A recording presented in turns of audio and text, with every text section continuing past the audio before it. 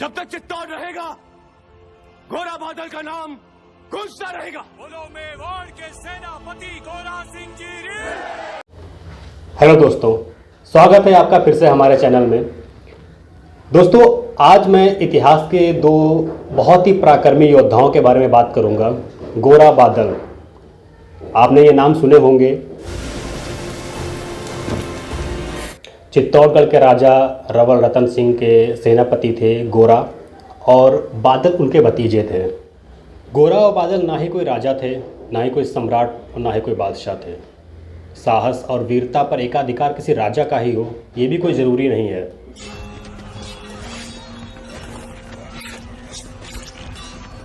आप सोचिए उन भावनाओं को जहां एक सेनापति अपने राजा के लिए, अपने राज्य के लिए लड़ते हुए अपनी जान गंवा दे।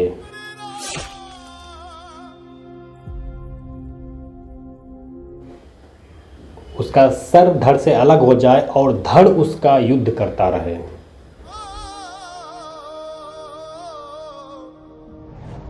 चित्तौड़गढ़ का इतिहास राजपूताना मिसालों से भरा पड़ा है,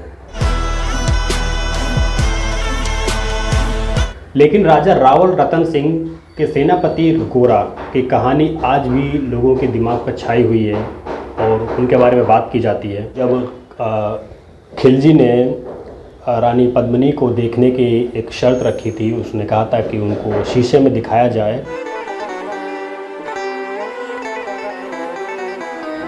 उस समय गोरा इस बात से बेहद नाराज़ हुए और वो नहीं चाहते थे कि उनके राज्य की कोई रानी दूसरे किसी विदेशी को दिखाई जाए, उसकी झलक भी दिखाई जाए।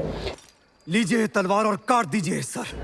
तो राजा रतन सिंह ने गोरा से कहा था कि हर समय युद्ध करना ही ज़रूरी नहीं होता है, कुछ बातें राजनीति और रणनीति से भी सुलझाना ज़रूरी होता है। यहाँ तक कहा जाता है उन्होंने अपनी तलवार को भी राजा रतन सिंह के सामने फेंक दी थी। खिलजी ने धोखे से राजा रतन सिंह को जब कैद कर लिया था तो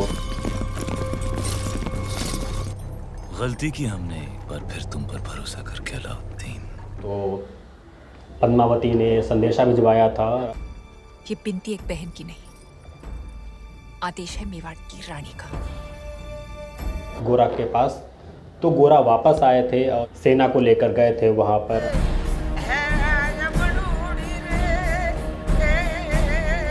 खुद अपनी जान देकर वीर गति को प्राप्त हुए थे।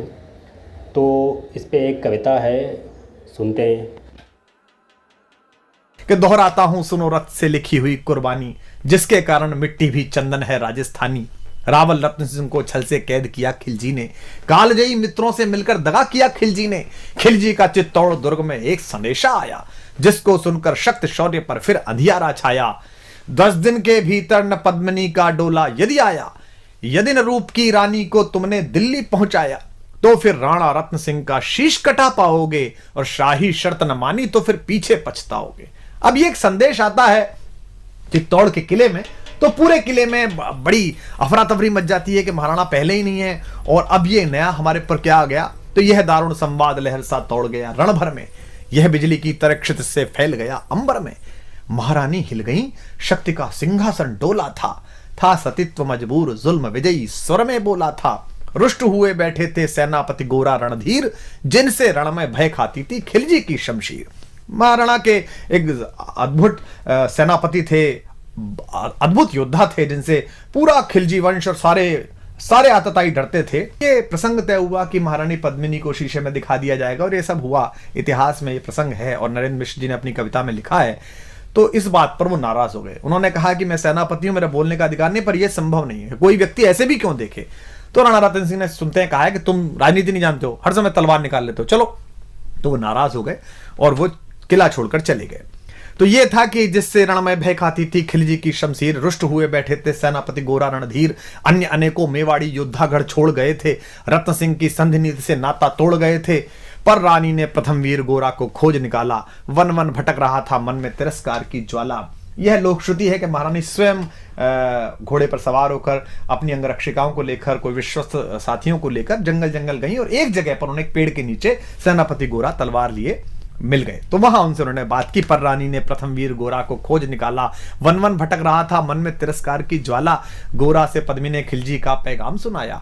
गोरा को पद्मिनी ने खिलजी का पैगाम सुनाया, मगर वीरता का अपमानित ज्वार नहीं मिट पाया।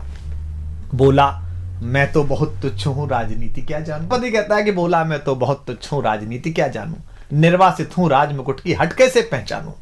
बोली पद्मिनी, समय नहीं है वीर क्रोध करने का। अगर धरा की आन मिट गई, घाव नहीं भरने का। दिल्ली गई पद्मिनी तो फिर पीछे पछताओगे, जीते जी रजपूती कुल को दाग लगा जाओगे। राणा ने जो किया कहा वह माफ करो सेनानी, यह कह गोरा के चरणों पर झुकी पद्मिनी रानी। है ये क्या करती हो गोरा, पीछे हट बोला। और रजपूती गरिमा का फिर धधक उठा था शोला। महारानी हो सिसोदिया कुल की जगदम्बा हो, प्राण प्रतिष्ठा एक लिंग की ज्योति अग्निगंधा हो। महारानी हो तुम सिसोदिया कुल की जगदम्बा हो, प्राण प्रतिष्ठा एक लिंग की ज्योति अग्निगंधा हो। कहते हैं कि जब तक गोरा के कंधे पर दुर्जय शीश रहेगा, महाकाल से भी राणा का मस्तक नहीं कटेगा। तुम निश्चिंत रहो महलों में, देखो समर भवानी, और खिलजी देखेगा केसरिया तलवारों का पानी। खिलजी देखेगा केसरिया तलवारों का पानी। राणा के सकुशल आने तक गोरा नहीं मरेगा, एक पहर तक सिर कटने पर भी धड़ युद्ध करेगा। एक लिंग की शपथ। गोरा ने बादल से बोला कि तुम दिल्ली एक खबर भिजवा दो कि रानी पद्मिनी खुद आएंगी। महाराणा वापस आएंगे, महाप्रलय के घोर प्रबंजन भी न रोक पाएंगे। शब्द शब्द मेवाड़ी सेनापति का था तूफानी, और शंकर के डमरू में जैसे जागी वीर भवानी, जिसके कारण मिट्टी भी चंदन है राजस्थानी। दोहराता हूं सुनो रक्त से लिखी हुई कुर्बानी। खिलजी मचला था पानी में आग लगा देने को, पर पानी प्यासा बैठा था ज्वाला पी लेने को। गोरा का आदेश हुआ, सज गए 700 डोले। योजना बनी कि भाई आएंगे पद्मिनी, चलो ठीक है। अब कैसे आएंगी? गोरा ने दिल्ली के लिए कूच किया था, तो उस समय उन्होंने कहा था कि पद्मिनी के साथ 700 दासियां भी आएंगी। वो 700 दासी नहीं थी, 700 सैनिक थे। खबर भेज दो, खिलजी पर पद्मिनी स्वयं आती है, अन्य 700 सखियां भी वो संग लिए आती है। स्वयं पद्मिनी ने बादल का कुमकुम तिलक किया था, दिल पर पत्थर रखकर भीगी आंखों से विदा किया था। एक युवा तेजस्वी योद्धा और मातृवत मां पद्मिनी ने जब उसे विदा किया होगा, दृश्य देखिए। और 700 सैनिक जो यम से भी भिड़ सकते थे, हर सैनिक सेनापति था, लाखों से लड़ सकते थे। एक एक कर बैठ गए, सज गई डोलियां पल में, मर मिटने की होड़ लग गई मेवाड़ी दल में। हर डोली में एक वीर था, 4 उठाने वाले, पांचों ही शंकर के गण की तरह समर मत वाले। पांचों ही अपने आप में अद्भुत थे।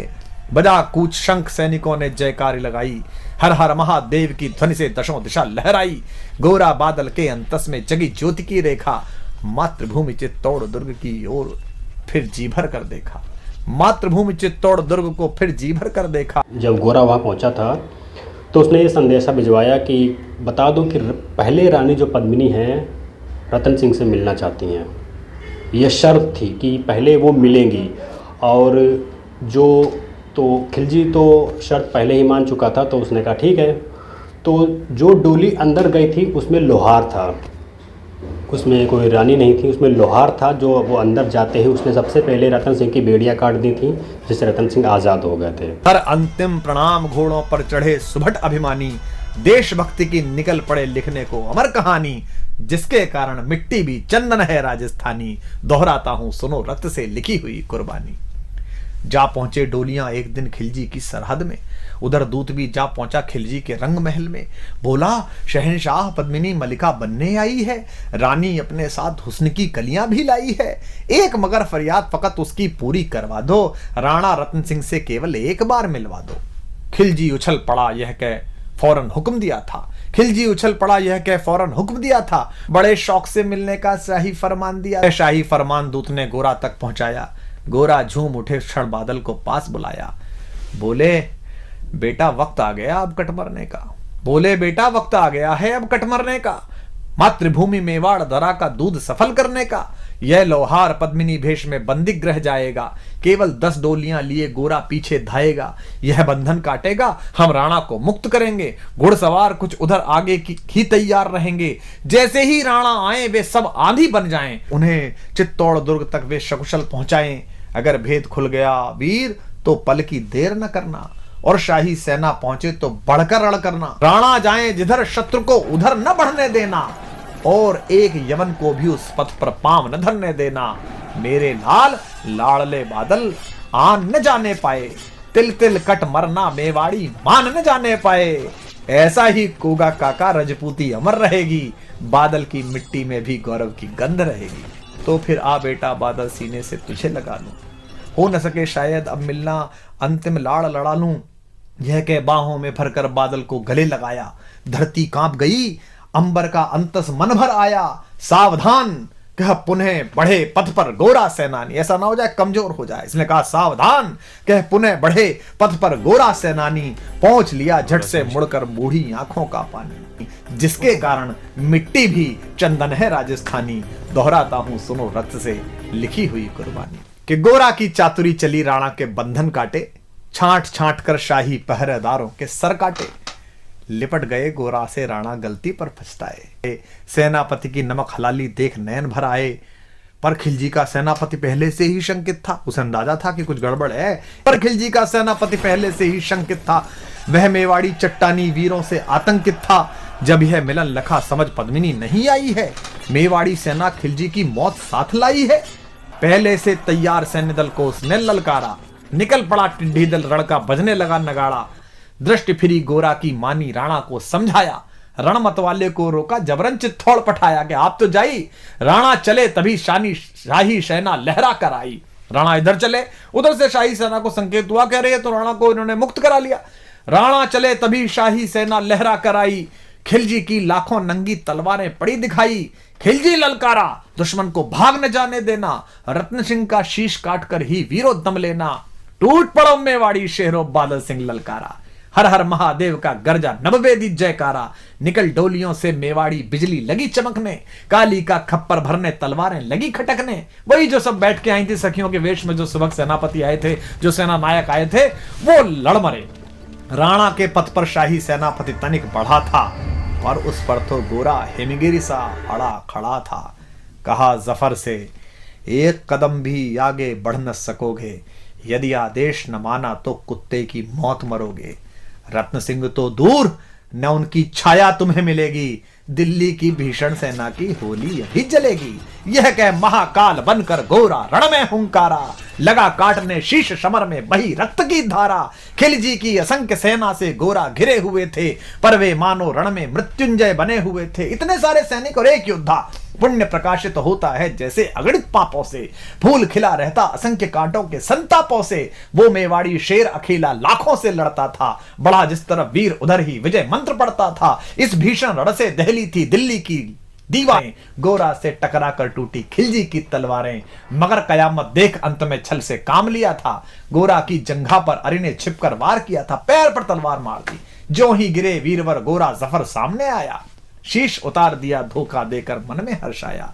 मगर वाहरे मेवाड़ी गोरा का धड़ भी दौड़ा, किया जफर पर वार की जैसे सिर पर गिरा हथौड़ा। एक बार में ही शाही सेनापति चीर दिया था। जफर मोहम्मद को केवल धड़ ने निर्जीव किया था। शीश कट गया, उसके बाद भी सेनापति गोरा लड़ रहे हैं, उनका धड़ लड़ रहा है। अब ज्यों ही जफर कटा शाही सेना का साहस लर्जा। काका का धड़ लख बादल सिंह महारुद्र सा गरजा। अरे कायरो नीच बांगड़ो छल में रण करते हो, किस बूते पर जवा मर्द बनने का दम भरते हो। यह कहकर बादल उस क्षण बिजली बनकर टूटा था, मानो अंबर से धरती पर अग्निशिरा छूटा था। ज्वाला बादल के बारे में कहा जाता है कि जो बादल था गोरा का भतीजा था, और उसने पहला युद्ध जो था 12 वर्ष की उम्र में लड़ा था। ज्वालामुखी फटा हो जैसे दरिया हो तूफानी, सदियों दोहराएंगी बादल की रणरंग कहानी। सदियों दोहराएंगी बादल की रणरंग कहानी। अरिका भाला लगा पेट में आते निकल पड़ी थी। जख्मी बादल पर लाखों तलवारें खिंची खड़ी थी। कसकर बांध लिया आंतों को केसरिया पकड़ी। रंचक डिगा न वह प्रलयंकर सम्मुख मृत्यु खड़ी से। अब बादल तूफान बन गया, शक्ति बनी फौलादी। मानो खप्पर लेकर मैं रण में लड़ती हो आजादी।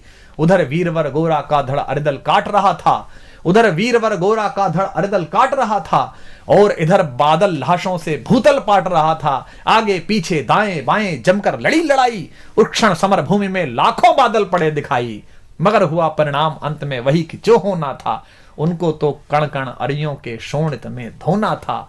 मेवाड़ी सीमा में राणा सकुशल पहुंच गए थे। गोरा बादल तिल तिल कटकर रण में खेत रहे थे। एक एक कर मिटे सभी मेवाड़ी वीर सिपाही, रत्न सिंह पर लेकिन रंचक आंच न आने पाई। उन वीर योद्धाओं के लिए होनी चाहिए जिन्होंने मेवाड़ के लिए अपने सर गंवाए, हमारी जान बचाने के लिए जिन्होंने अपने प्राणों का बलिदान दिया। जब तक चित्तौड़ रहेगा, गोरा बादल का नाम गूंजता रहेगा। गोरा बादल के शव पर भारत माता रोई थी क्या ने अपनी 2 ज्वलंत प्यारी मणियां खोई थीं।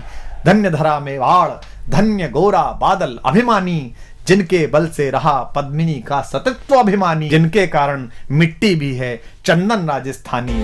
दोहराता हूं सुनो रक्त से लिखी हुई कुर्बानी, दोहराता हूं सुनो रक्त से लिखी हुई कुर्बानी।